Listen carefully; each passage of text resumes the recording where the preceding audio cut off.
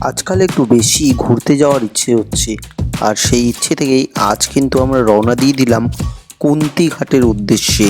হ্যাঁ, কুন্তি ঘাট বাড়ি থেকে যা প্রায় 16 কিলোমিটার দূরে।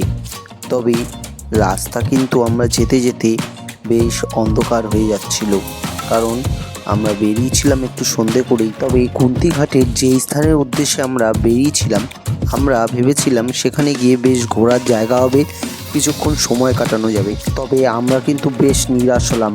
এতটা রাস্তা পথ অতিক্রম করে আমরা সেখানে গিয়ে যখন উপস্থিত হলাম, সেখানে গিয়ে আমরা একটি কাঠের ব্রিজ ছাড়া আর কিছুই কিন্তু লক্ষ্য করিনি। এই কাঠের ব্রিজটি কিন্তু কুন্তি নদীর উপরে নির্মাণ করা হয়েছে, যেটির উপর দিয়ে মোটামুটি সব গাড়িই যায়, ছোট গাড়িগুলো।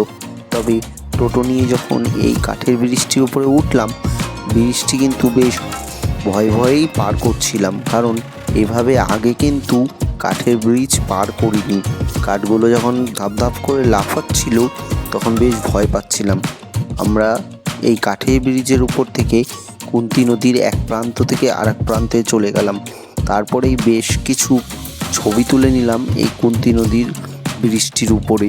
তবে জানেন তো, বিকেল গেলে কিন্তু পরিবেশটি খুব সুন্দর, দেখতে কিন্তু বেশ ভালোই লাগতো। তবে আজ একটি নতুন অভিজ্ঞতা হলো। অনেকবারই ঈশ্বরগুপ্ত সেতুতে দাঁড়িয়ে ডান দিকটায় অনেক দূরে তাকালে দেখবেন বেশ কিছু লাইট জ্বলে, সাথে একটি লাল লাইট বারবার আপ ডাউন হয়। এরকম একটি স্থান অনেকেই লক্ষ্য করেছেন। অনেকেই অনেকভাবে ভাবেন এটা কি, ওটা কি, এটা এই হতে পারে, ওটা সেই হতে পারে। তবে আজকে ওই রাস্তা দিয়ে যখন ধরে আসছি, তখন জানতে পারলাম ওটা হলো ব্যান্ডেল থার্মাল পাওয়ার স্টেশন, যার লাইট অত দূর থেকেই আমরা লক্ষ্য করে থাকি। পাওয়ার স্টেশনটিতে কিন্তু কয়লার দ্বারা বিদ্যুৎ তৈরি হয়। 1962 সালে এটি স্থাপিত হয়েছিল। বর্তমানে 335 মেগাওয়াট বিদ্যুৎ তৈরি হয়ে থাকে এই স্টেশনটিতে। যাই হোক, ওখান থেকে 10 মিনিটের পথ এগিয়ে যেতেই আমরা চলে আসলাম ত্রিবেণী স্টেশনের কাছাকাছি। এই ত্রিবেণী জায়গাটি কিন্তু ছোটোবেলা থেকেই আমার খুবই পছন্দের একটি জায়গা। এখানের যে মহাশ্মশান রয়েছে, সেখানে কিন্তু আমার খুব কাছের মানুষদের দাহ করা হয়েছিল। যাই হোক, ত্রিবেণী খেলার মাঠের পাশের জায়গাটি কিন্তু আজকাল বেশ জমজমাটে পরিণত হয়েছে।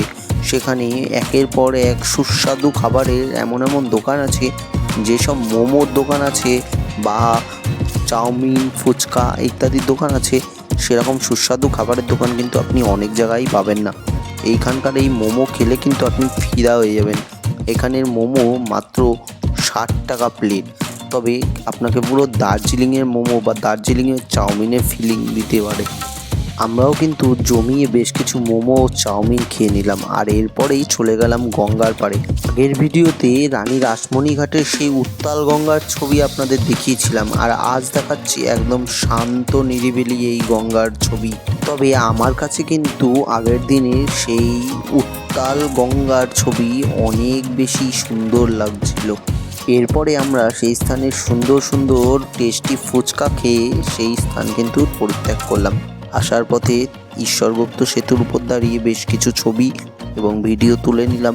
এই ব্রিজটিরই প্যারালালভাবে যে ব্রিজটি তৈরি হচ্ছে, সেটি তৈরি হয়ে গেলে ঈশ্বরগুপ্ত সেতু কিন্তু আরও সুন্দর, আরও মায়াবী হবে। যাই হোক, আজকের ভিডিওটি এখানেই শেষ করছি। আপনারা সবাই ভালো থাকবেন আর আমাদের ভিডিওগুলো দেখতে থাকবেন। ধন্যবাদ, বাই বাই।